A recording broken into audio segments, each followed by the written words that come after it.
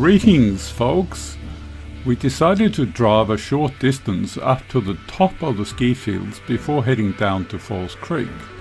We drove upwards to the Pretty Wally Road towards Mount McKay, but didn't go all the way. We were just interested in seeing the top of the snowfields. You can see lots of markers on the way which are used by the skiers during the ski season.